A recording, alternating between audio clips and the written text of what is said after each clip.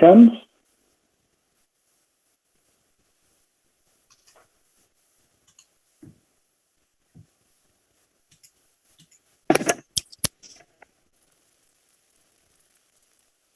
Test, test, test. C'est bon pour les interprètes, il n'y a pas d'écho non plus, c'est bon? Ok. Stefano, we will go live. For now, only René and Sharon are online, so we will start with their presentation. Oh, and I see Anita is there now. Great. Anita, okay. Welcome. So we have the first three presenters, okay? We are still not hearing you well, Stefano. Maybe you can put the sound a bit up from your microphone on Zoom. But the interpreters can hear Stefano well? No, not as well. I don't know how to increase the sound from my Zoom.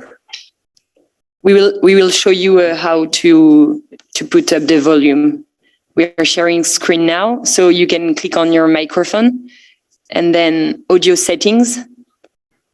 The microphone is okay. And volume, audio. Microphone, volume. Hold on a second. Microphone, volume, yes. Okay. I'll put it, Can you inform on the WhatsApp that we are fine? That we are okay? Yeah, I can see that input level microphone, but how do I get to, oh God, these last minute things. I don't know what to do. Is it fine, Stefano? We don't hear you better. Can you please speak? I know because I don't know what I need to do. You see, nothing is happening, basically. I think maybe if you change the output of the microphone. So from Zoom, there is the microphone icon. You're showing him now. I'm not sure if you can see it, but yes, this is small I icon. I cannot see it. Okay, so from the bottom bar, there is the microphone which is called mute. Can you see it? Yes, I can see it. Yes. Yeah, there is a small arrow beside it. Can you see it? Yes. Yes, I Click can. on this one, and then there will be select a microphone.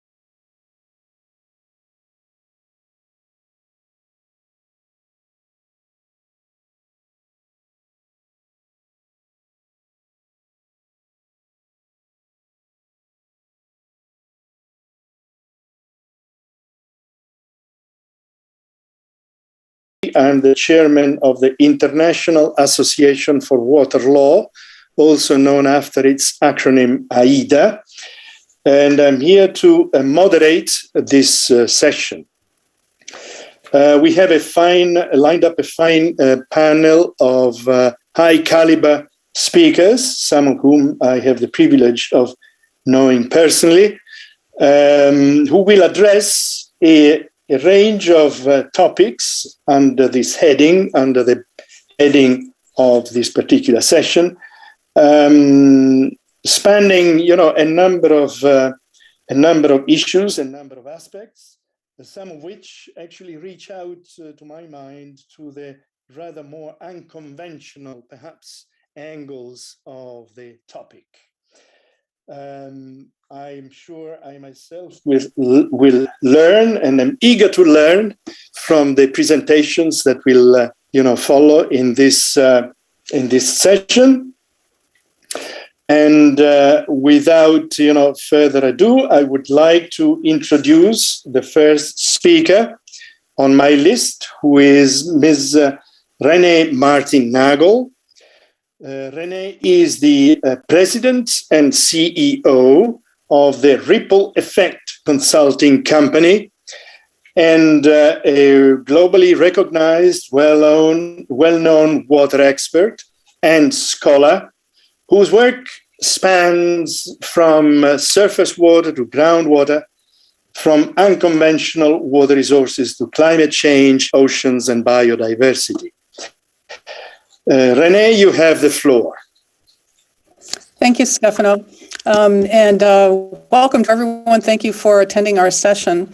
I'm going to attempt to share my screen. I will be speaking about one of the unconventional water resources that Stefano mentioned. I'll be speaking about offshore fresh water. It is not one that has been developed yet, but it will be at some point in the future because the volumes are just so vast. And eventually, we will need this water. Can everyone see my screen? Yes? Yes. Yes, I can. Yes, I can. Okay, thank you. All right. The focus of this, the title of this presentation is Achieving Cooperation and Development of Transboundary Offshore Aquifers by Using Science to Define Their Boundaries and Volume. And I had intended for scientists to give the bulk of this presentation, Aaron Mikalev, who has been one of my collaborators in offshore freshwater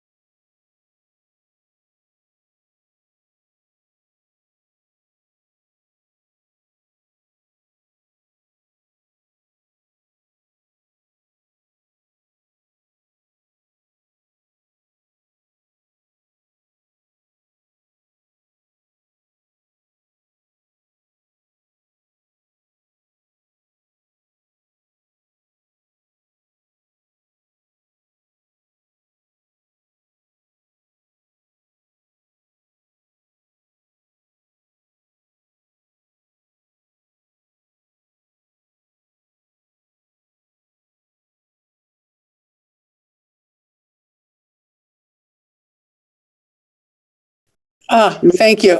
That's a good point. Thank you. It's a bad habit that I have. We were cut off, weren't we? Yes. Okay. Because all of a sudden, woof, and I thought that this was my fault or I had done something wrong or what. We're connecting now the interpreters. So, Technicien UNESCO, can you hear me? Yeah, Martin, can you hear me? Or Sorry, Technicien Martin UNESCO? is coming back to his office right now. Yeah. So, Okay. Who wants to host? Me. Technicien UNESCO. Okay. Yes. It's actually Mohanad. Can you please give the host back to Technicien UNESCO? Mohanad. Okay. Thanks very much. Perfect. Thank you. Done.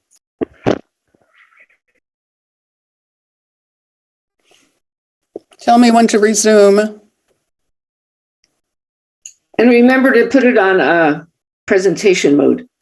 I had forgotten that too, Sharon. Thank you. I give a lot of presentations, Renee. It's too many. Excuse me, like maybe Mohanad, are we ready now to just go on Hoover? Yes, Mahmoud. Please start the webinar. Okay. The host. Who's the host? You or technicians of UNESCO. Technicien UNESCO, can you hear me? Yes, I can. Yeah, can you add me as a co-host and and Mohanad, please, because we start the webinar. Mahmoud, Martin, 1 second, because it's Mahmoud now. It's written Mahmoud. I'm the first one.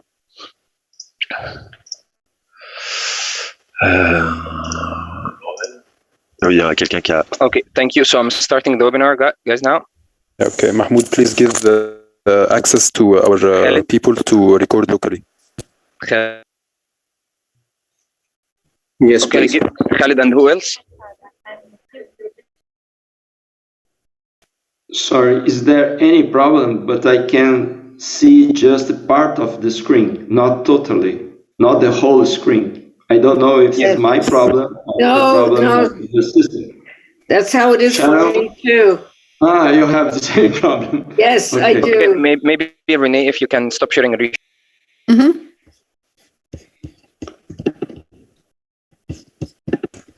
Could you please restart sharing, Renee? Sorry, it's Thomas the technician. I'm just going to ask my interpreters if they can still hear me. Sorry, I've lost control. Interpreters, interprète, est-ce que vous pouvez m'entendre? Allô, allô. Ok.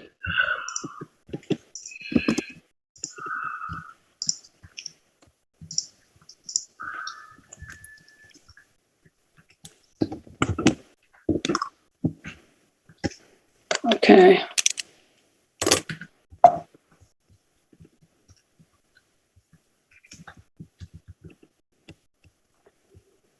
Are you ready for me now? Thomas le technicien encore, est-ce que les interprètes m'entendent? Yes, allô, allô. Yes, René, we can hear you. We are just making the test with the interpreters and we will indicate you when you can start again. Apologies for the inconvenience and technical problem. Okay.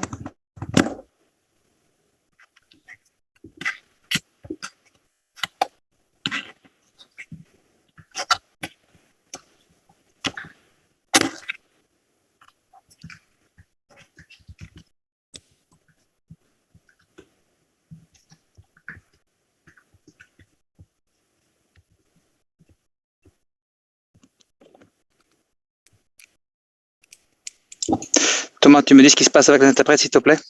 Je suis en train de voir. Alors, est-ce que les interprètes m'entendent? Allô, allô? Ok, donc là, les interprètes ne m'entendent pas.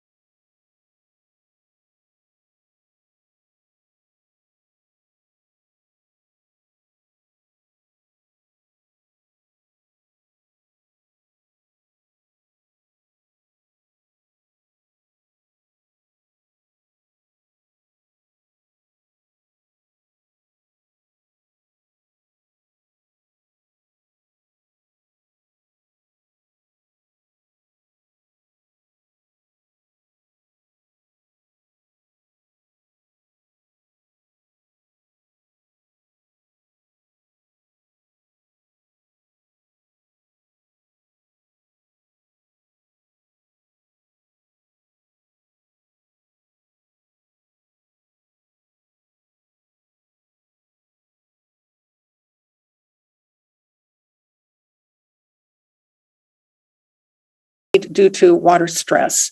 You can see a number of them are in, there's one in Australia, two in Australia actually, and one in South Africa. Next slide, please. How will it get to shore? There are a couple of ways. This slide shows that there could be a pipeline to a desalination treatment plant onshore. Also, there could be offshore drilling, which is not shown on this slide, but is on another one. Next slide, please. Environmental and legal challenges. I'm a lawyer, and so this is the part that I'm most familiar with. There are environmental impacts that would happen. The image on the right is from an offshore drilling rig for oil and gas, but most of the environmental impacts would be the same. There would be a loss of the offshore fresh and groundwater because it was emplaced many thousands of years ago, and so it is a dwindling resource if you start to remove it. There could be surface subsidence, as there is with normal groundwater extraction, contamination as you're passing it through the seawater. If the offshore fresh and groundwater has to be treated in order to remove any of the salinity, then there would be disposal of the brine, marine habitat degradation, noise from the drilling. The refuse would have to be disposed of, such as the cuttings, and then cross-contamination. Next slide, please. Who owns this water? Well, the UN Convention on the Law of the Sea is fairly clear. It says that nations have sovereignty over all natural resources in their territorial sea, which is 12 nautical miles from the low tide. They also have sovereign rights, exclusive sovereign rights over natural resources in their exclusive economic zone, which is 200 nautical miles from the low tide line. And they have sovereign rights with benefit sharing in the seabed and subsoil of the outer continental shelf. And that occurs when a nation can prove that its continental shelf extends further than 200 nautical miles from the low tide line. Beyond that, all natural resources are considered to be the common heritage of mankind in what is called the area. However, we do not expect any fresh and groundwater to be in the area. And in fact, we don't expect it to be as far as the outer continental shelf either. However, the treaty is silent on transboundary resources. The only thing that the UN Convention on the Law of the Sea says with respect to boundaries is that boundary delimitations in the marine area have to be equitable. Next slide, please. In addition to the transboundary issues, there are a number of overlapping governance regimes that would apply. The governance regimes change at the shoreline. So the UN Watercourses Convention and the ECE Water Convention stop their area of applicability at the shoreline. However, in my mind, there is a question as to whether the principles in those two global treaties should apply to offshore freshwater and particularly transboundary freshwater, because they are the treaties that address freshwater. And one would say they should address freshwater wherever it occurs. In addition to those two those two treaties dealing with land-based freshwater, there will also be other treaties such as the Convention on Biological Diversity. As you can see, it applies on land and in the ocean up to the area. There are a number of regional seas programs. The Ramsar Convention on Wetlands could also apply if the offshore fresh and groundwater is connected to an onshore wetland. The ESPU Convention would apply within Europe. And there, as I said, there are a number of land-based laws. Next slide, please. What are applicable legal regimes for transboundary natural resources? Well, the UNCLOS and the International Court of Justice says that there must be equitable arrangements, and that is the only guidance that they will give. For land-based water, equitable and reasonable use, and also no significant harm, are the two principles that are the main ones to be followed with transboundary natural resources. And oil and gas has developed its own pattern of unitization and joint development, whereby with a transboundary resource, the owners come together and determine how to proportion the ownership of the resource, and then together they appoint a single operator, which saves a lot of time and money, and it also preserves the resource. So on the right, you see the rule of capture, where everyone can stick a straw into the resource, and on the left, you see unitization, where the two parties agree to appoint a single operator. Next slide, please. Here are the conclusions. Offshore fresh and groundwater is a global phenomenon whose development will occur when there is higher demand and financing, because it will be expensive. They are mostly located in less than 100 meters of water depth within 55 kilometers of the coast, so well within the exclusive economic zone of a single nation. Knowledge gaps include the extent, function, and volume of offshore fresh and groundwater and the mechanism and timing of the emplacement. Isotopic tracers, jointly introverted geophysical data, and 3D hydrological models can help to address these knowledge gaps. And my own prediction is that with respect to the transboundary reserves, I believe that hydrocarbon practices will be followed for this offshore natural resource, and that unitization and joint development will be adopted by the applicable nations. And that is the end of my presentation. I tried to shorten it due to my own issues with the PowerPoint. So thank you very much, and I look forward to any questions.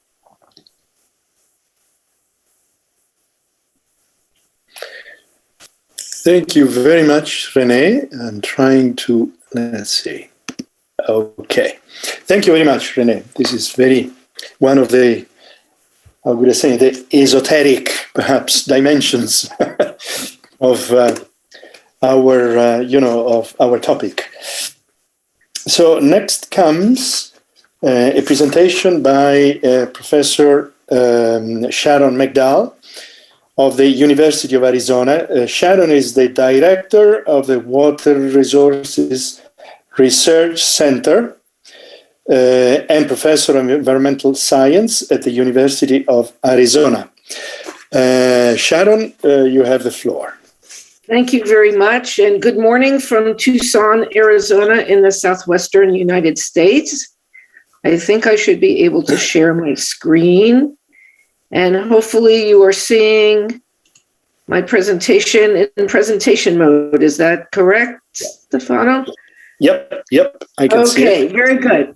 All right, well, thank you very much. I am here to talk about the potential for reaching binational groundwater agreements on the border shared by Mexico and the United States, and present some science fundamentals and policy fundamentals and see what the prospects are for achieving agreements to manage groundwater resources in a transborder setting. I do want to point out that I'm making this presentation on behalf of my co-authors of this paper. We had a small group that came together. I called it the Binational Groundwater Working Group, 6 or 7 individuals from both countries, some from Mexico, located in the United States, with differing background and experience working on this, to talk about the prospects of binational groundwater management, which is something not that actively talked about at our shared border. And this conference came up and presented us with an opportunity to put our thoughts together in the form of the paper. And so I'm honored to present our paper to you today. So just a little bit about the US-Mexico border region. It's about 3,200 kilometers long.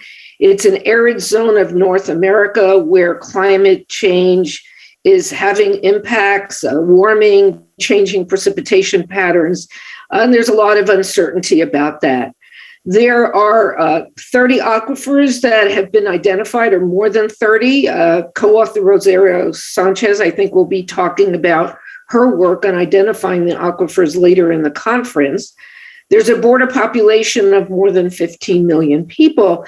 And for many of these communities, groundwater is the sole or principal water source.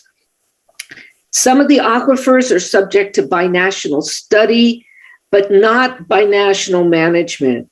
Groundwater utilization is regulated by international agreement in just one small area. Of course, it's very small on this diagram because of scale, but the San Luis Mesa, which is part of the Colorado River system.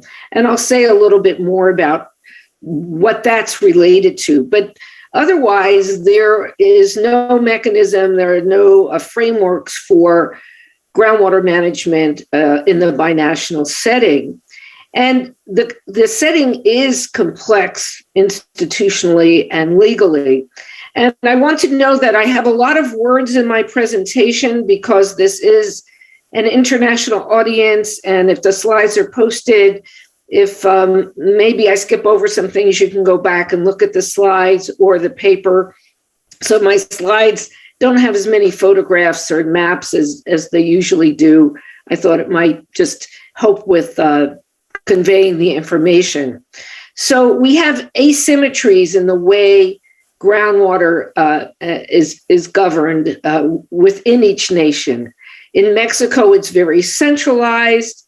In the United States, it's very decentralized. And in fact, the states, not the nation, have most of the authority over groundwater management, though quality standards are established at the federal level. And then not only do you have differences across the states, but within the states, there may be differences in how groundwater is regulated and managed. And as I said, though we don't have bilateral agreements regarding groundwater, there is a diplomatic mechanism for transboundary aquifer agreements. And this is very important because in some areas, you may not have a treaty, you may not have a binational functioning entity. In our case, we have both, but the focus has not been on groundwater. The 1944 treaty is primarily focused on the utilization of surface waters from the Colorado River, the Tijuana River, and the Rio Grande. And the International Boundary and Water Commission, which is a binational commission with a Mexican commissioner and a United States commissioner, they are charged with implementing and interpreting the treaty. And they do that through something called minutes. So these are things that the commissioners can sign that implement and interpret the treaty without having to go back to the Parliament or Congress for further approval. And the International Boundary and Water Commission is in my opinion, and I think the opinion of many, a well-functioning binational diplomatic and operational entity. They do have some responsibilities for operating wastewater treatment plants. So what about groundwater and the 1944 treaty?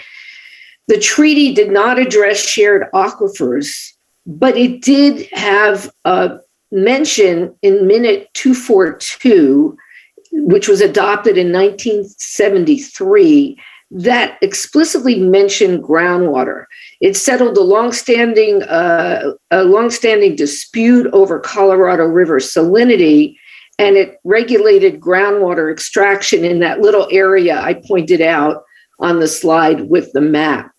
And so Minute 242's consideration or mention of groundwater really sets the precedent for that study and management of transboundary aquifers are a legitimate application of the 1944 treaty, should the governments decide to go in that direction.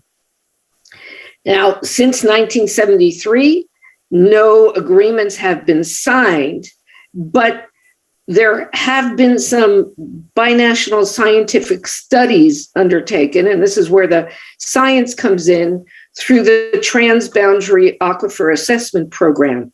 And in fact, at the first ISARM conference back in 2010, I made a presentation and we put in a joint paper also with binational authors about this program, which was just getting going at that time.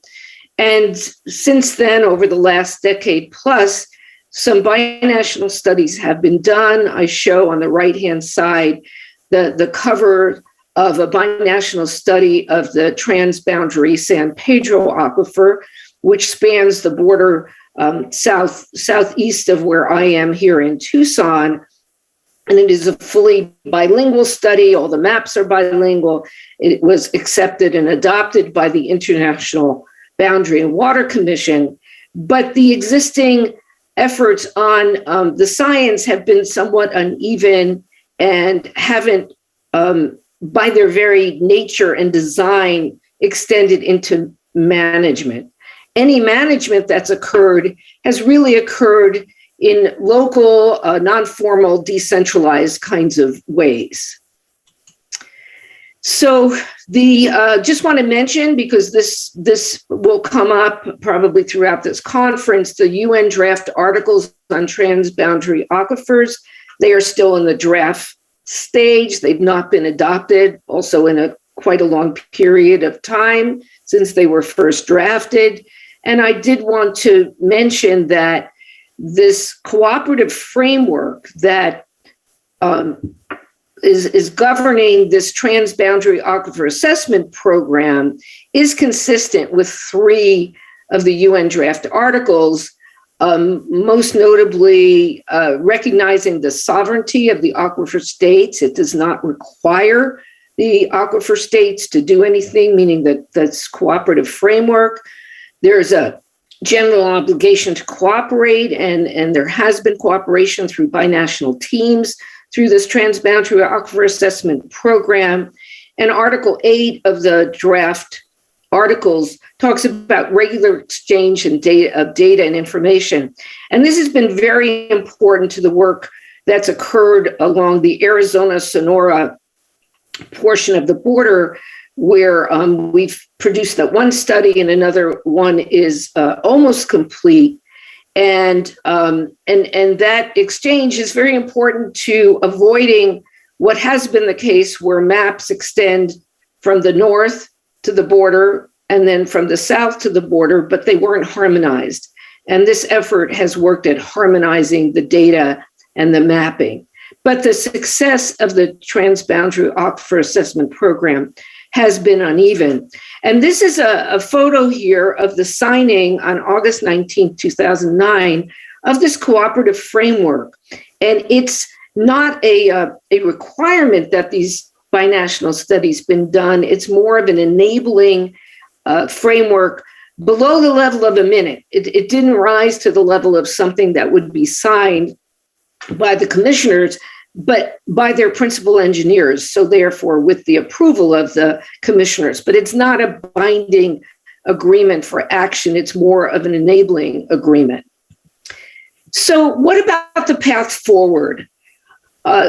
What our group has determined is that, the science can continue and will continue, and part of the challenge of conducting the binational science, frankly, is one of resources, financial resources, resources that are sometimes budgeted in an asynchronous, uneven way, meaning one country will have funds and the other country will not, and then the reverse situation. And in general, there has not been a lot of funding approved by either government for this effort. Yet it's continued, and some great work has come out of it. So the science will continue. We believe, we're hoping it will extend to other aquifers than the 4 that have been part of the program thus far. And of course, there are others studying the aquifers, not through this formal mechanism of the Transboundary Aquifer Assessment Program. So in the context of the treaty and its anticipation or enabling minutes, we think that a path forward would be to formulate what is called a framework agreement through a general minute, and that would set the parameters for future negotiations on individual aquifers. And so individual aquifers agreements would then follow. And so our paper includes these elements and conditions for binational groundwater agreement. Get on the same page with facts and the science, and then talk about what the concerns are, the needs and the like, and then what are the requirements for success. And throughout that, extensive stakeholder involvement would be needed. And so where are we now? I mean, where our group is going to continue. We're hoping to broaden the discussions. Others, of course, are talking about it as well.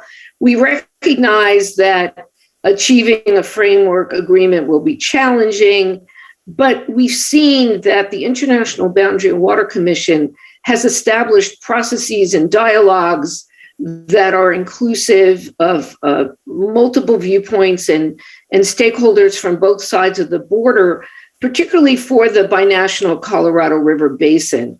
And so that's favorably suggestive of a path forward.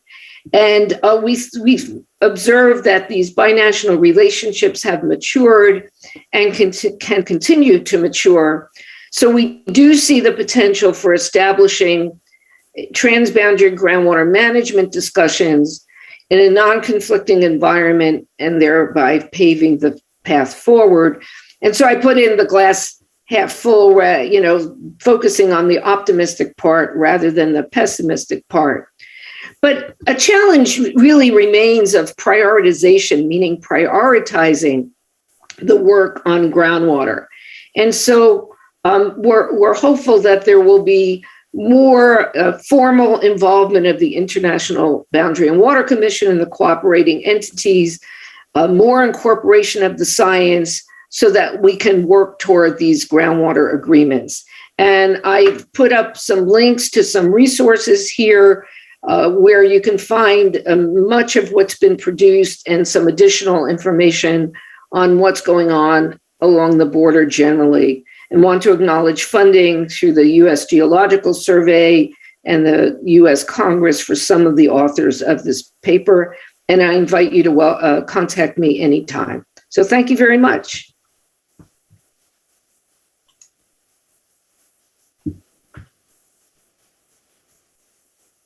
Stefano, I think you were muted. Yeah, I muted. Yes, I was muted. Yeah, I muted myself.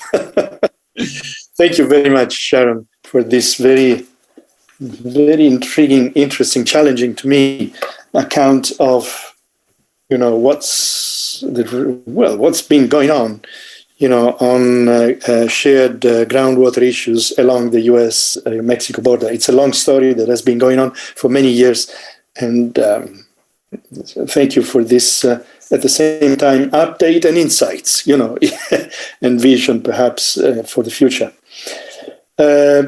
So now, we have now a presentation by Anita Millman. Anita, I can't see you. There you are. Okay.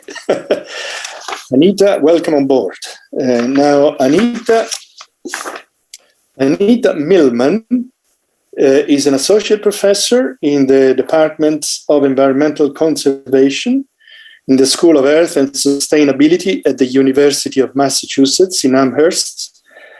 And she will give us a presentation on administrative, legal, and technical coordination over transboundary groundwaters. Anita, you have the floor. Terrific. Thank you. It's a pleasure to be here and to be part of the conversations that are happening today as part of this conference. Today, I'm going to talk about some of the on-the-ground realities of agencies working together to manage shared groundwater. Often when we talk about transboundary aquifers, the focus immediately turns to questions of standards and principles for sharing water, to legal agreements, and of course, to political will. And these are all extremely important factors, yet underlying action on transboundary aquifers are also some very pragmatic considerations, one that are perhaps so mundane they get left out of the conversation. Anita, excuse me for interfering. Can you talk just a little slower? Maybe that will help. Sorry, that's my dilemma. I will speak slower. underlying action on transboundary aquifers are also some very pragmatic considerations that are often so mundane they get left out of the conversation. So my goal today is to bring those to light, to make them visible, so to speak, so that they become an integral forethought in efforts to engage or promote transboundary cooperation. And to do so, I'm going to give you some examples that stem from implementation of California's Sustainable Groundwater Management Act, which I'll refer to as SGMA from here out. So even though this is not transboundary in the international sense, the examples I'm going to present are about the agency experiences in the process of coordinating across political boundaries. And so there's a lot we can learn from them. So to explain, SGMA requires local agencies develop and implement groundwater sustainability plans that achieve sustainability at the groundwater basin level. Where multiple agencies govern different parts of the basin, they can decide how they want to coordinate to achieve this objective. However they choose to coordinate, the requirements were to develop a shared solid knowledge of the basin, to quantitatively define sustainability across 6 key dimensions, and then to identify and implement projects and management actions to achieve those sustainability goals and monitor progress to them. So where agencies maintain their separate governance of the basin, they have to coordinate to achieve and to demonstrate that they're using the same knowledge, data, and assumptions, and that their collective actions are going to sustainably achieve groundwater management across the entire basin. So agencies in the 19 groundwater basins designated as critically overdrafted had to go first. And they're the focus of my conversation today, as my team has been conducting an ongoing research project in these basins since 2018. I'm not actually presenting our research today, but I'm happy to talk about that at another time. Rather, I'm just going to discuss some insights from having absorbed the coordination processes in all 19 of these basins. So within these basins, there were 100 groundwater sustainability agencies that formed, and they produced 44 groundwater sustainability plans. So in 13 of the basins, agencies collaborated together to form a groundwater sustainability plan that covered the entire basin jointly. And in 6 of these basins, agencies coordinated by forming different separate groundwater sustainability plans and coordinating across them. In examining how coordination unfolded in these 19 basins, it was notable that even where there was high commitment to cooperation, and admittedly there was not in every basin, but even where there was, agencies encountered a number of obstacles they had to navigate in order to coordinate. And as my talk title gives away the ending here, these obstacles fell into 3 categories: administrative, legal, and technical. So in terms of administrative obstacles, when agencies are coordinating across boundaries, they have to contend with the fact that each agency must comply with its own set of administrative practices, including regulations and norms requiring a variety of actions such as decision-making, record-keeping, information tracking, budgeting, and accounting. So to make this more concrete, I'll give you an example that in 19 of the basins, they experienced some dilemmas in related to how they were going to deal with the processes for deliberation and decision-making. Almost all the agencies involved in implementing SGMA are subject to some form of an open meeting law, meaning they have to deliberate in public and are forbidden to discuss topics that do not formally appear on the meeting agenda, which has to be made available in advance of the meeting. Further, in order to deliberate a meeting, they have to have a quorum. In other words, a minimum number of members of the assembly present. Yet how these public meeting rules applied and are implemented differ across agencies. For example, most of the counties in the basin, they had the 4 weeks notice to get an item on a meeting agenda and to make agendas publicly available 2 weeks in advance of the meeting. Whereas the smaller water districts could often call a meeting with 3 to 4 days notice. What this meant in practice was that some agencies had the ability to discuss topics ad hoc or to send representatives to discuss issues in closed meetings, whereas others had very fixed schedules and strong constraints on how they could deliberate. And these differences were problematic, particularly at the beginning of processes when agencies were unaware of these differences. Some agencies viewed these administrative practices as incompetency or unwillingness on the part of other agencies to coordinate, rather than recognizing them as legitimate institutional constraints. And this led to resulting delays that were stumbling blocks, led to rising tensions, and at sometimes even agencies decided that rather than deal with these transaction costs, they would coordinate quite minimally, if at all. Beyond deliberation, another administrative practice that functioned as a barrier to cooperation was related to financing, not in terms of who would pay, but rather the administrative details of how an agency is required to manage its finances. So agencies in the basins had different starts to their fiscal years. Some started October 1, some January 1, some July 1. And they also had different procedures for budgeting, with some agencies able to spend funds if they weren't allocated in the annual budget and others not able to do so. Further, some agencies were able to leverage funds by levying fees or taxes, and others faced different fiscal rules. So in the basins, what this meant was that agencies had to explicitly take into consideration one another's financial practices in order to engage in everyday coordination tasks, such as paying for a survey or a consultant, or covering the expenses of holding meetings, planning, and implementation.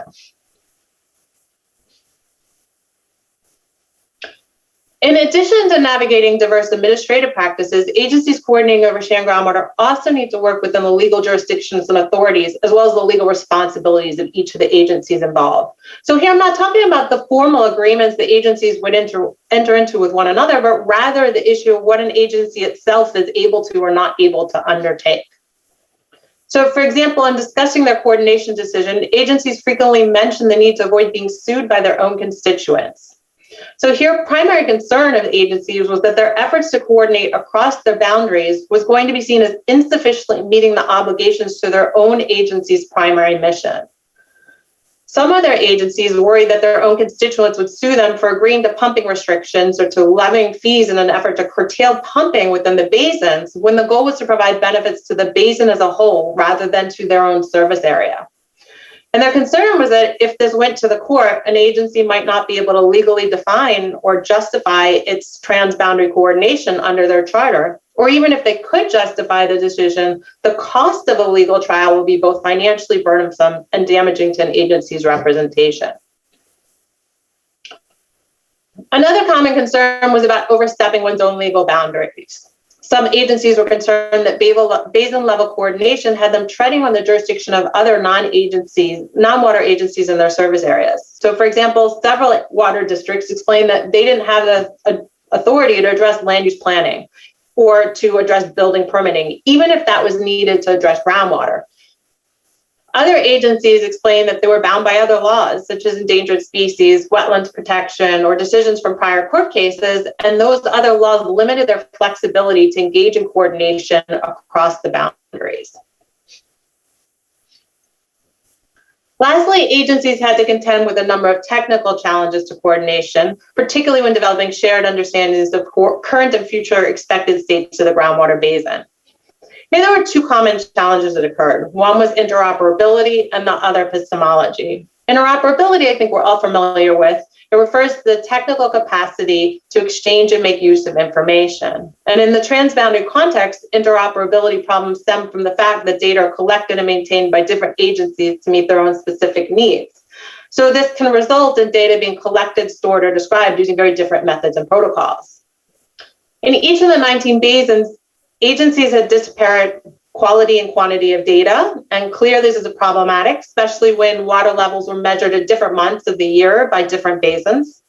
But it also created a point of tension in deciding whether and how agencies could use more detailed information that only existed for a portion of the basin, because use of that information would mean differing resolutions and accuracy across the basin.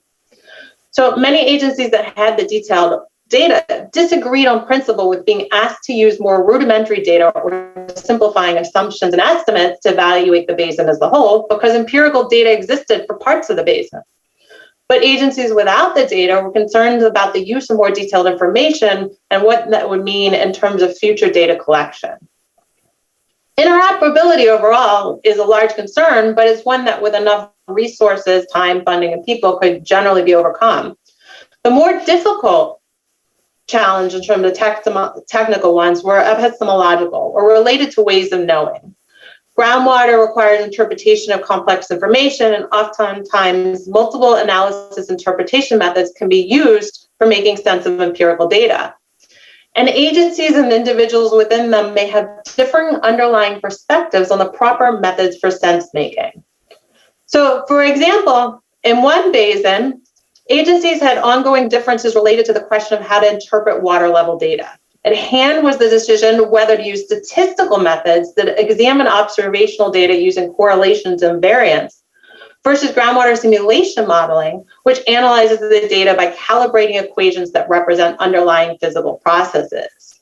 In the end, these differences of opinions about analysis methods couldn't be rectified, and the agencies decided to develop separate management plans. Now, these methodological questions come particularly to the fore when dealing with the question of uncertainty. So, for example, in one basin, the question arose how to estimate reductions in groundwater storage within the confined aquifer. In the basin, there are only a few wells that have measurements of changes of piezometric pressure change over time. And so the first debate was about whether it was reasonable to project changes in storage from one part of the basin to the whole of the basin based on calculations from just that single part of the basin. But the other question that arose had to deal with how to then estimate that change in storage. One water district thought that they could calculate, or that they had to calculate, the change in storage due to both subsidence and change in piezometric head, whereas other agencies thought they should just use change in subsidence as a proxy because that was likely a larger contributor to change in storage. In several other basins, disagreements related to the choice of climate change multipliers to apply to projected water budgets, and in particular to estimating the availability of surface water supplies to substitute for groundwater and recharge. So I want to point out in all of these examples, the agencies were highly willing to coordinate and quite cooperative. The challenge was less about politics and interest and more about reaching a consensus as to how to do the science. So in sum, the challenge of shared groundwater is quite multifaceted. While it's important and in fact vital to develop the will to coordinate and to arrive at agreed upon principles and objectives, the practical realities of working across agencies also needs to be addressed. So today I've provided just a few examples of the administrative, legal, and technical barriers agencies sharing groundwater in California faced when coordinating across their jurisdictional boundaries. Similar challenges are likely to plague agencies seeking to coordinate over groundwater anywhere and are probably even more problematic when dealing with an international boundary. So we need to reduce these challenges and prevent them from affecting the goodwill to coordinate. And a starting point is to plan for legal, administrative, and technical coordination from the outset by identifying what are the typical barriers early on and coming up with ways to address those before the deliberations over how to coordinate and cooperate begin.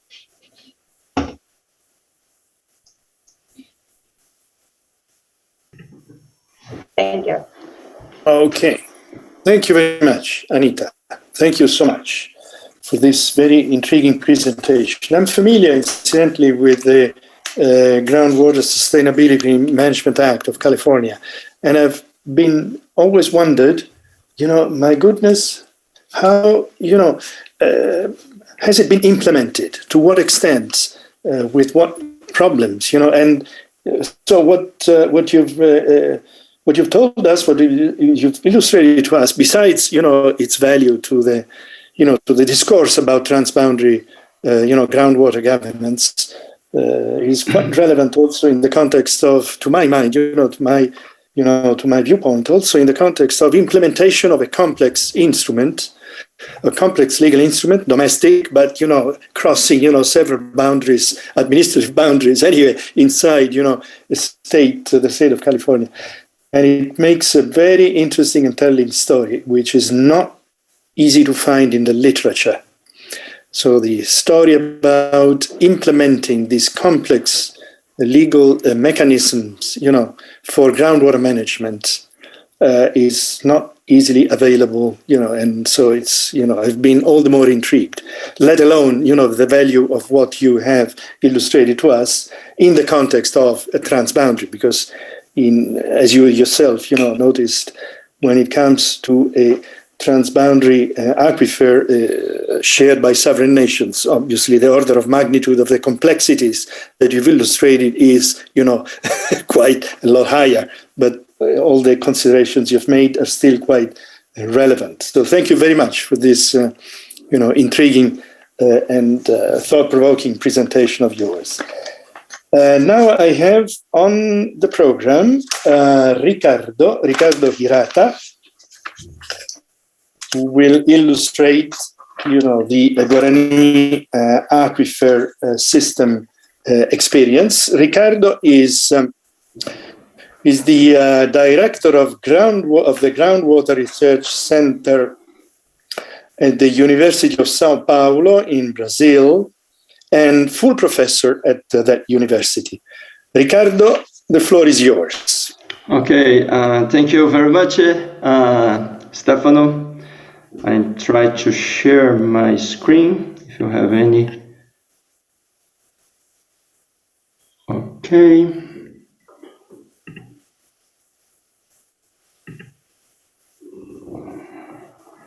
I think that you can see my screen. Okay, well, good afternoon, everybody. Greetings from Brazil. Well, as Stefano said, I'm professor here at the University of Sao Paulo, and this work I'm presenting together with Stephen Foster, who is the manager of International Water Association and Groundwater Group, and he also a professor at University College in London. We both are very happy to take part of this discussion, and really happy to contribute to this discussion and speak a little bit about the Guarani Aquifer system. And the title of the presentation is Act Locally but Communicate Globally, the case of the Guarani Aquifer. Guarani is a vast groundwater unity that is occurred in a very important economic region in South America. Guarani is I think that's a nice and unique association of good aquifer in a right location. This is a very productive aquifer, mainly in the north part of the Guarani. And the Guarani is a 1.1 million square kilometer that is shared among 4 countries. That Brazil, that represents almost 80%, and Uruguay, Paraguay, and Argentina. The Guarani is not a monolithic aquifer, of course. It's a huge aquifer, but it has many heterogeneities. And actually, today you are extracting more than 1 cubic kilometers per year of water, but 80% of the total water that extracted by the Guarani is in this north part of the block of the Guarani. That is the most productive, more permeable, and more reliable in terms of resource. We recognize that there are some local problems and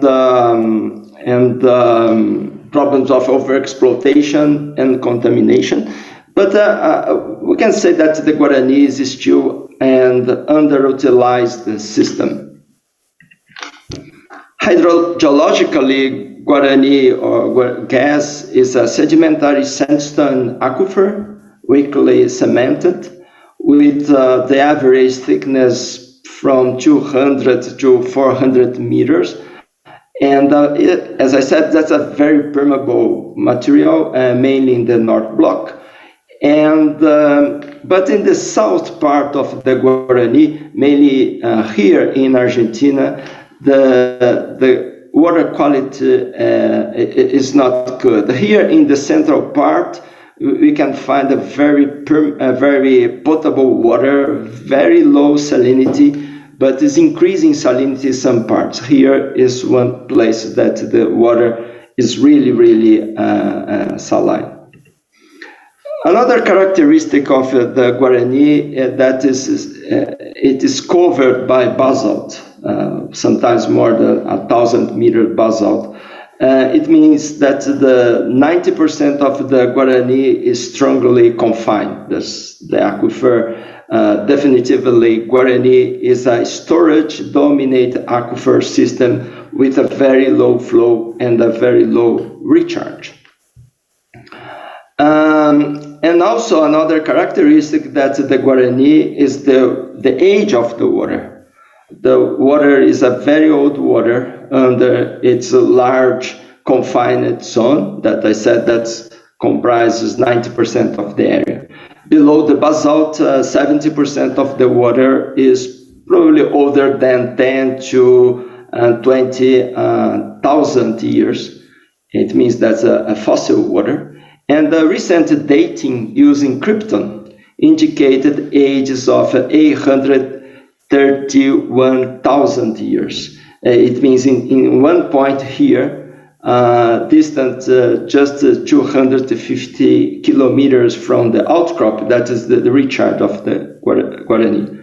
Although these numbers give us some idea about the age, it's necessary to have a more accurate measurement that takes in consideration that probably this very, very old age that we got probably is part of the mixture of the water from the pre-Guarani formation comes to the aquifer and mixed to the water, decreasing or increasing the age of the water. But still, there's some reference that we are speaking a very old and low flow system.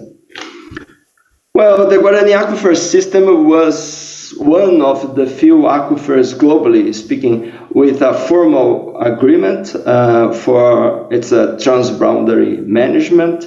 And this agreement was the result of a very long process of hydrodiplomacy that began in 2000.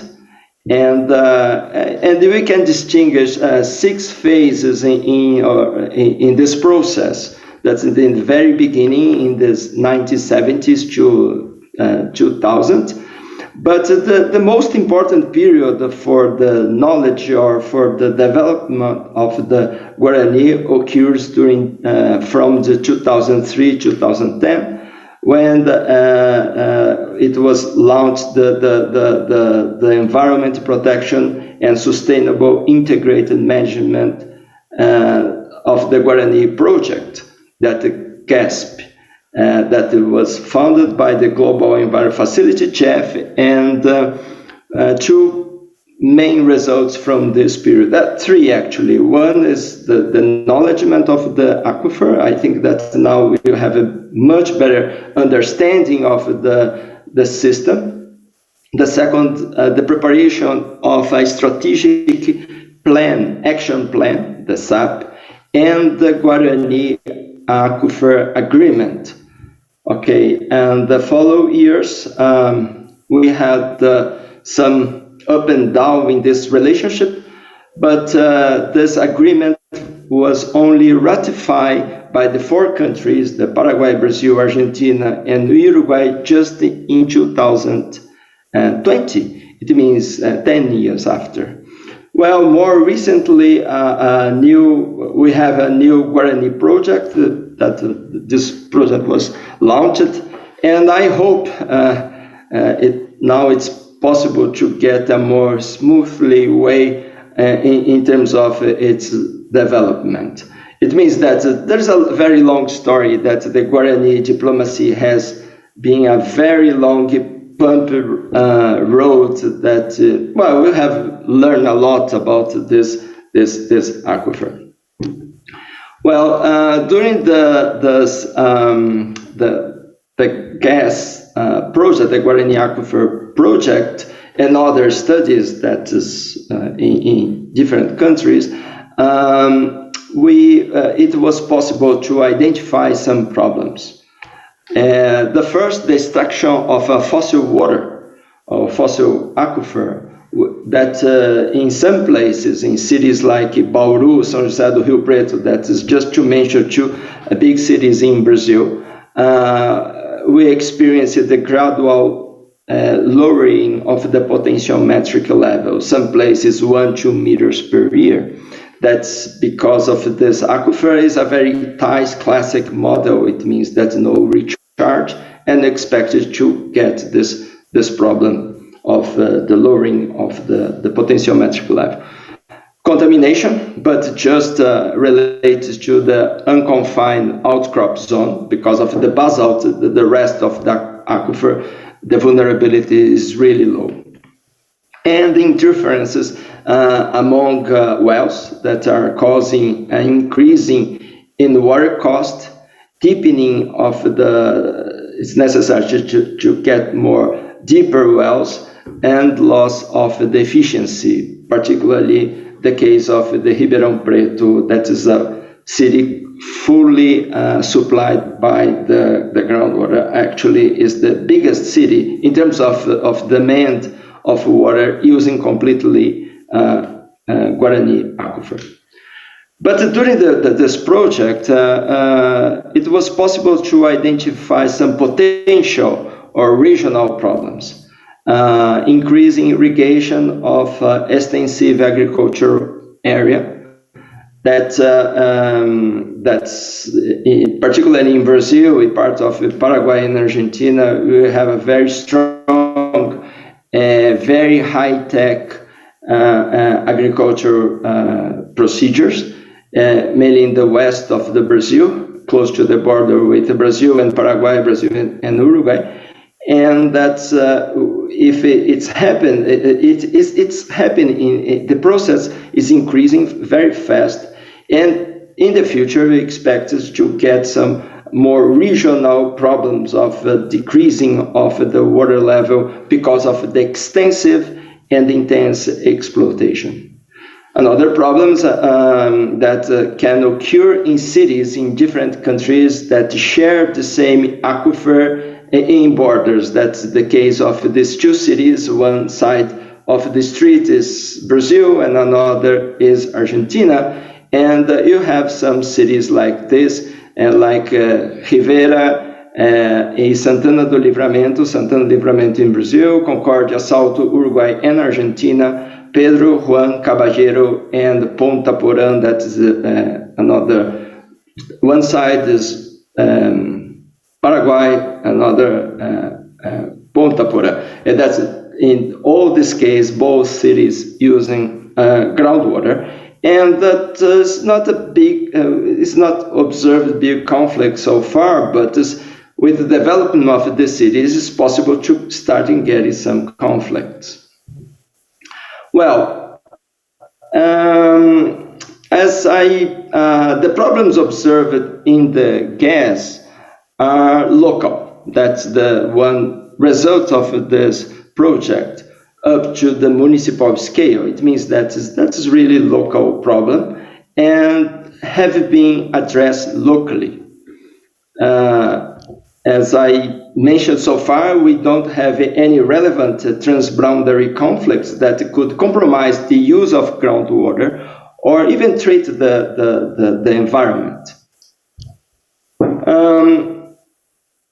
Of course, local problems must be faced by local authorities. However, the lack of conflicts facilitates the progress in hydrodiplomacy in a very cooperative environment. That's the case of Guarani. You don't have fights between among countries. Actually, you have a very, very cooperative environment in terms of how to help to administrate, to manage the aquifer. Actually, it's necessary to take advantage of this very positive situation. It means before the conflicts started, to create a strong cooperation among countries to prevent these future problems. But to move forward, it's necessary to communicate the aquifer's importance, to create more bottom-up tools for more efficient mechanisms in groundwater management and governance. It's so important to have an expressive number of irregular wells. So we have a lot of problems related to irregular wells that in many countries is more than 70–80%. In some states in Brazil, not related specifically in Guarani zone, but some states we have more than 90% of the irregular or illegal wells. But 70–80% is pretty common for the Guarani system. And the recognition of regional Transboundary aquifer made the media treat it differently and give it a great attention. That's really interesting. For Guarani communication directed at the stakeholders and society, it was really essential for the success of the project. And it's really interesting because this recognition of the Guarani as a very large aquifer transboundary system and made the media treat it differently and give it the great attention. TV programs and newspapers were pretty common during this period. At the end, today, everyone knows that the Guarani aquifer exists. And the funny thing is that Guarani becomes a synonym of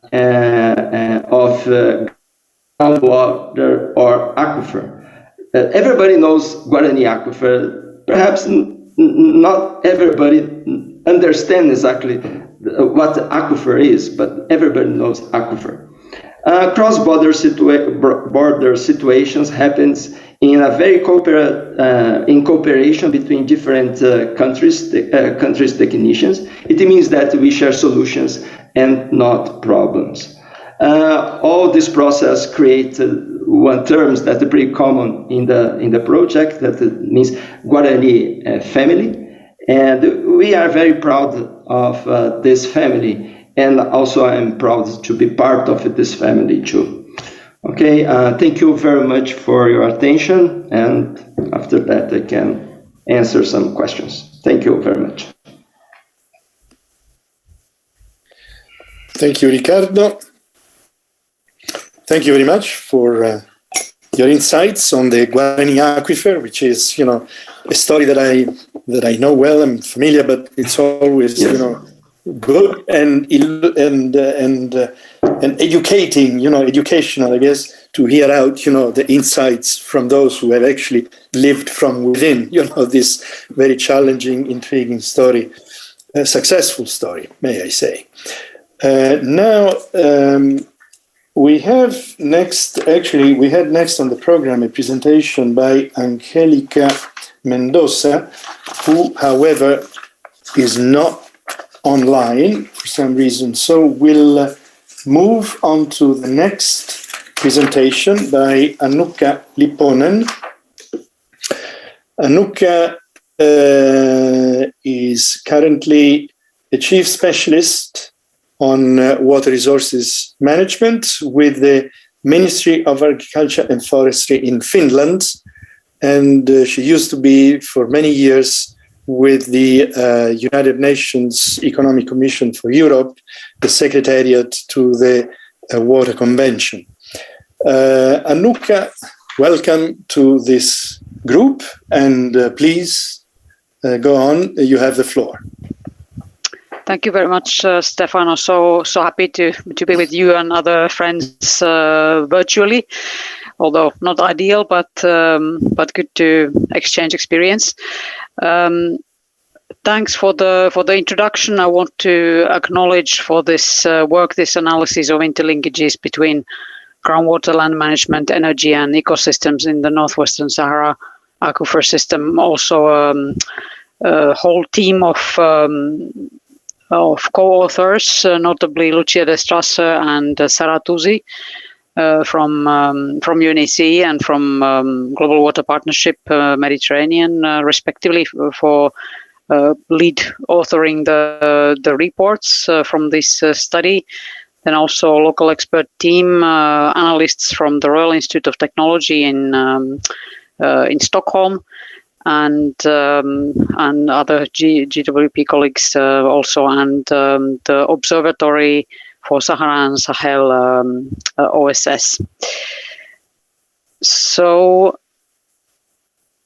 the Northwest Sahara Aquifer system consists of two main aquifers: the continental intercalary below 1,500 meters, extending over 1 million square kilometers, and terminal complex is at the depth of some 100 to 600 meters. Then there are also some superficial aquifers. The largest part of this aquifer area is in the territory of Algeria. The other aquifer sharing countries are Tunisia and Libya, and more than half of the population within the aquifer area is in Algeria. About the challenges, the groundwater from this essentially, to a large degree, non-renewable groundwater resource is it has been heavily abstracted, as can be seen from the maps, from some 400 points of abstraction in the 50s to 2012, when there were some 9,000 of these abstraction points already recorded, and this increase hasn't decreased. It continues. Population increases. The main use for irrigation, the efficiency of irrigation is low, something like on average 11,000 cubic meters per hectare, but can be much more.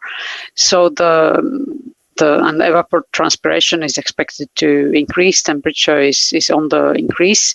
The aquifer table is the water table is decreasing. Artesian pressure is being reduced in many locations, and this all has also socioeconomic implications, like there's certain inequality between bigger and smaller farmers. There's heavy dependency on agriculture. The livelihoods in the oasis, in the traditional style, are under threat. Many people are abandoning the area. So to tackle these challenges, which are also impacted on by the energy access related dynamics, this calls for cross-sectoral solutions, also coordinated action between the countries and between also different sectors. Also, the 2011 Bonn conference brought the Nexus approach into wider awareness or knowledge. This water, food, energy ecosystems Nexus approach, in practice, it means it requires synergies between sectors, trying to break the silos between different management sectors, maximizing the impact in terms of policy, technical measures, and investments, communicating, coordinating, and so on.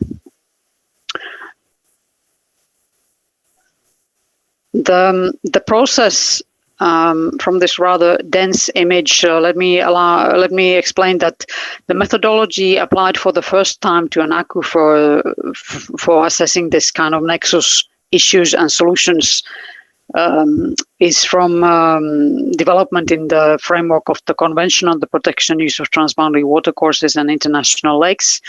The reference is there in the top corner.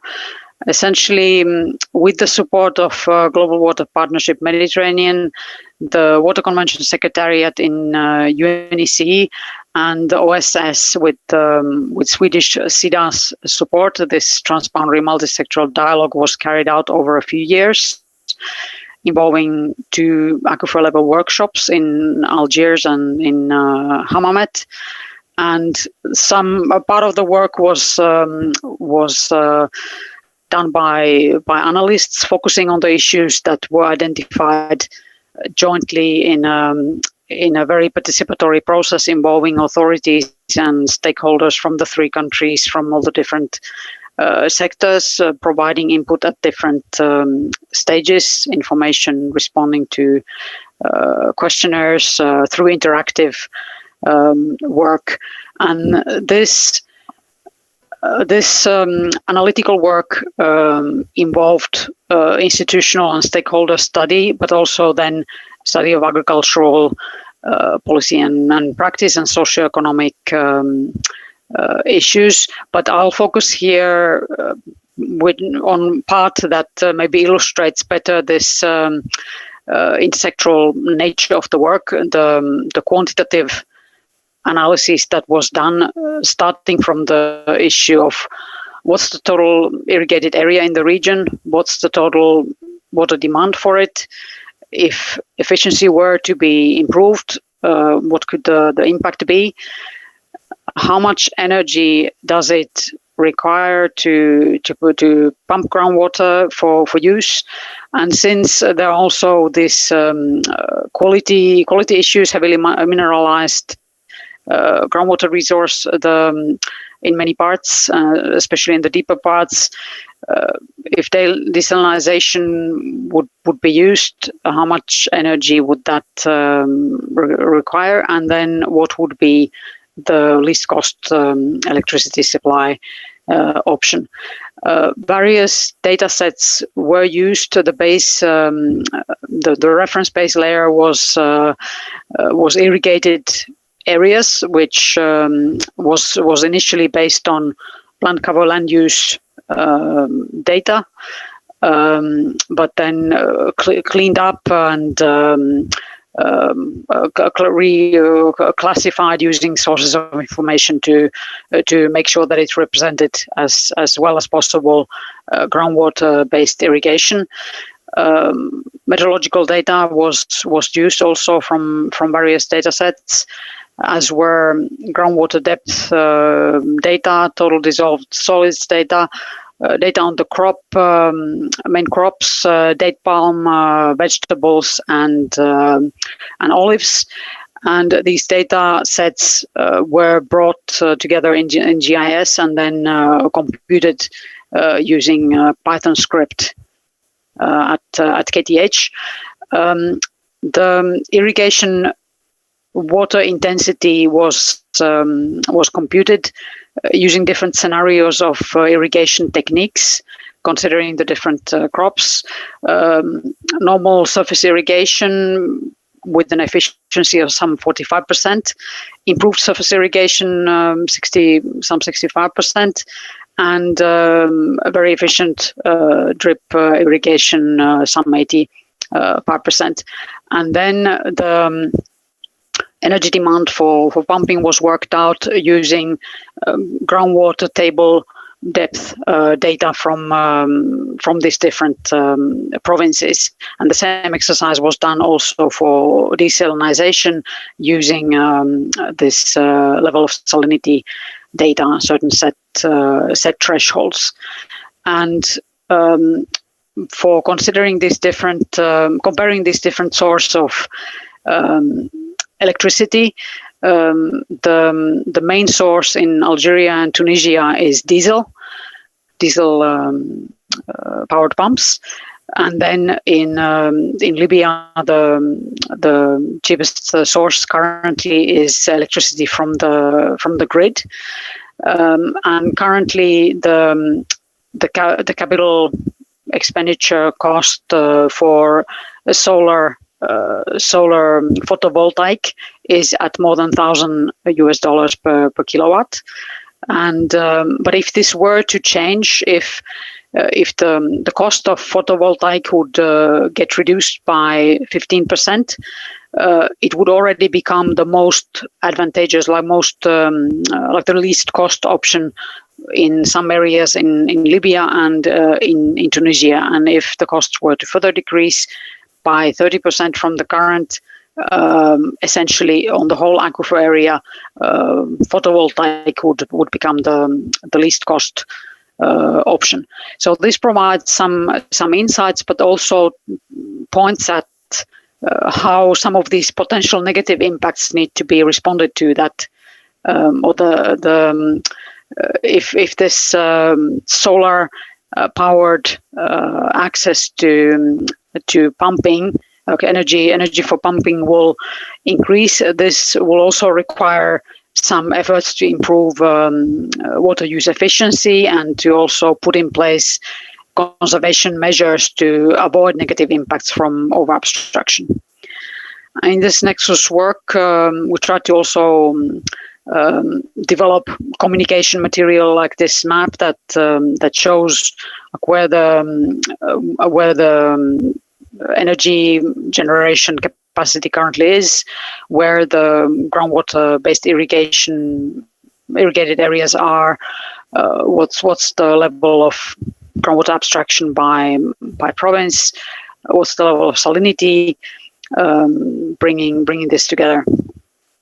The process resulted in development of a set of 15 high priority implementable solutions and some 65 actions that make part of them, and these form synergetic clusters. Like in the first column, there are three types of solutions: governance, international cooperation related ones in the first category, then economic and policy instruments in the second, and third, infrastructure and innovation related. On some of them, in the first column, water authorities would need to take the lead. In the second, energy sector actors. In the third, the yellow one, agriculture and land management sector, and in the last one, environment. And these, just to give you one example, perhaps to make this more concrete, one of this kind of synergetic cluster of solutions is circular economy, and these two solutions highlighted here are really the key to it. The circular economy, in the case of the SAS aquifer, it would imply treating and using these non-conventional sources of water, drainage water, highly mineralized groundwater, treated wastewater, but this renewable energy solutions for multiple purposes, developing a program for it, would need to accompany this more water management-led action. These non-conventional water resources-related actions for upscaling, looking at financing sources, partnerships, promoting solar energy projects for desalinization and demineralization. Most of these are, as I said, water authorities led, or would need to be, but also involve, as can be seen here, other sectors' participation and active cooperation. Resource diagnosis, inventorying crop species that would be adapted for this kind of non-conventional water sources, perhaps with limited treatment. These are also examples of the kind of actions that this package includes. Based on the Nexus assessment, also a study of benefits of cooperation was done. Already the current cooperation in the framework of the consultation mechanism of the SAS has shown that the countries have benefited from the cooperation, from the exchange of information, but this could provide even more benefits, considering trade, considering cross-border projects. There are economic benefits at different levels, also considering regional trade, but then not limited to economic benefits, also social and environmental benefits and peace and security in the region, which of course now experiences conflict and various challenges. About the report, the report links are here at the bottom. I will put them also in the chat, so you can refer to the details if you would like. The process showed, and it was great to see the engagement of the different authorities and stakeholders that who started appreciating that this cross-sector work is really an opportunity, and this intersectoral dialogue, it started from the issues, prioritizing them, moved on to identifying these joint actions that would really help to move sustainable development forward at the aquifer level. The analysis provided a lot of insights, but also showed how challenging this kind of analysis is, that the data availability, accessibility, all the cross-border consistency and harmonization issues, these are challenges. But what helps from the point of view of transparency, reproducibility, also collaboration between international and local experts is the fact that open source tools were used and could be further developed and replicated. But now also there would be need for capacity building, development of the systems to support further action on the aquifer. And of course, a lot depends on the authorities and how they want to take the action forward, if they will. Thanks for the opportunity, and happy to respond to any questions. Thank you very much, Anuka. Let me just now restore the speaker. Where am I? Here I am. Yes. Thank you very much, Anuka. Goodness me, I'm awed, and I truly admire the depth, the scope, the intellectual efforts at developing this Nexus approach, which is quite a challenging nut to crack in a domestic system, domestically, and elevating that approach to a transboundary scenario is so much more complex that it's key is still it's quite mind-boggling. But you've shown us, at least you illustrated, that can be done, can be achieved in the particular context that you illustrated, and it can provide a useful instrument and a useful tool for better sustainable use and management of a vitally scarce resource like that fossil giant fossil groundwater aquifer is in that region, taking into account all the various implications and cross-sectoral linkages across different sectors. I'm truly awed by, as I said, your presentation. It was quite mind-boggling, may I say, and very intriguing. I found it personally.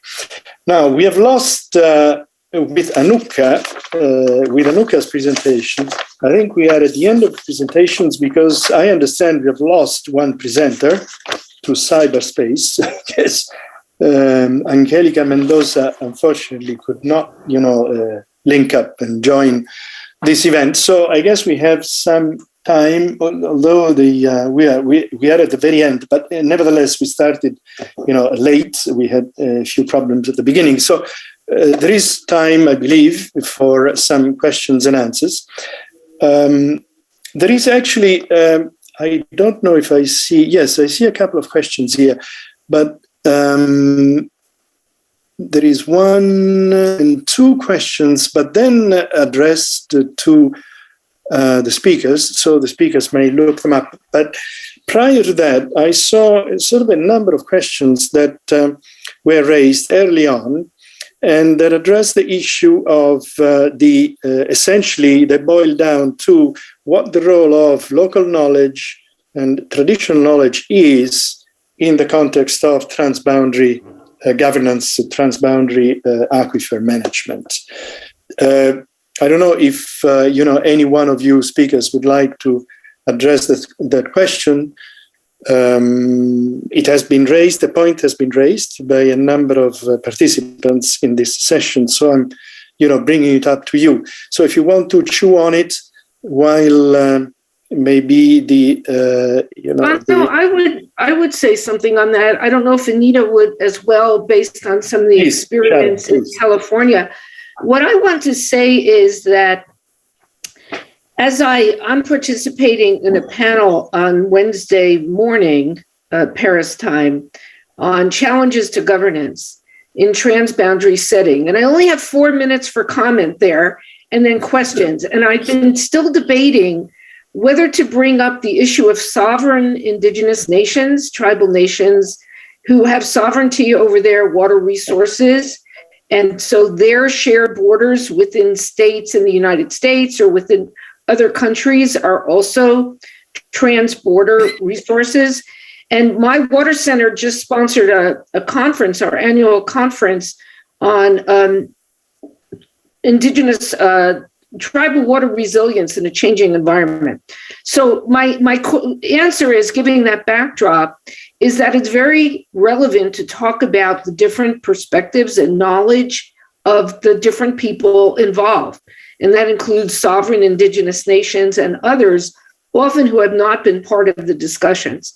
And so in a few minutes, we can't bring in all these things, but I appreciated that the questions were asked, and they're quite significant questions. So I can't give a true answer, but I just want to say I appreciate the question, because I've been grappling with how to introduce this concept of tribal sovereignty in our region, the southwestern region of the United States and northwestern region of Mexico.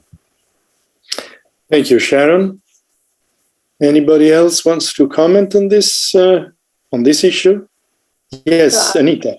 I'll weigh in, which is, I think the challenge is not just what is the role of local and indigenous knowledge in transboundary groundwater, but in any form of groundwater, because often the entities that are making decisions are speaking using very technical and very regulatory and legal language.